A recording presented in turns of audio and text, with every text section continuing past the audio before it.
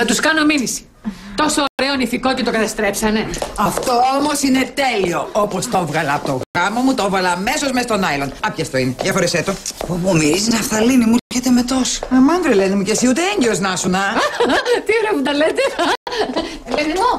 Εσύ έσταμίνεις. Τι να κάνω. Φόρεσε το Χριστιανή μου, μπας και γίνει επιτέλους αυτή η πρόβα νηφικού. Ρούφα το παιδάκι μου να φύγει. Ρουφάολα δεν φεύγει, μετατοπίζεται. Αχ, εγώ στα 20 ήμουν μανεκέν. Στα 20 το 20. Χαχαχαχ. Δεν έχουμε λιμουζίνα. Δεν έχουμε νηφικό. Αποφασίζω να κυρώσω το γάμο τώρα. Εντάξει, ηρέμησε, θα δούμε τι θα γίνει. Κοίταξε να δεις, μπορεί να μην σου κάνει αυτό, αλλά μπορεί να σου κάνει της Ελένης. Περίμενε. Ελένη! Κατέβασε, παιδί μου, τον νηφικό σου! Να τελειώνουμε με αυτή την ιστορία. Εγώ πρώτη δεν ήθελα να γίνει αυτός ο γάμος. Αλλά μετά που άναψε τόσα κεριά η Αγλαία μου στον Άγιο Ελευθέριο, μεγάλη χάρη του να μας βοηθήσει. Είναι κρίμα να μην γίνεται αυτός ο γάμος. Παναγία μου, έφτασε η γυναίκα να ανάβει κεριά και για το Σπύρο. Συγγνώμη κιόλας. Σας παρακαλώ, για τον άντρα που αγαπάω μιλάω. Άντε, γιατί ευλόγησον. Άντε ευλόγησον, μην ανοίξω και το στόμα μου. Λοιπόν, το έφερα.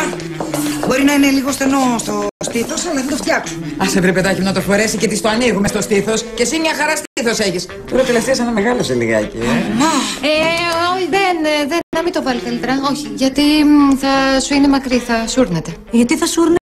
Γιατί η Ελένη είναι ψηλή. Γιατί έχουμε διαφορά με την Ελένη. Άσε, θα σου φέρω το δικό μου να φορέσει. Όχι, δεν θα μου φέρεις να φορέσω το δικό σου νηφικό, γιατί είσαι κοντή και εγώ μήνυ δεν φοράω. Μήνυ δεν φοράμε. Τότε να πας με το βρακί. Να πάμε. Μαμά! Ωραία πρόβα νηφικού.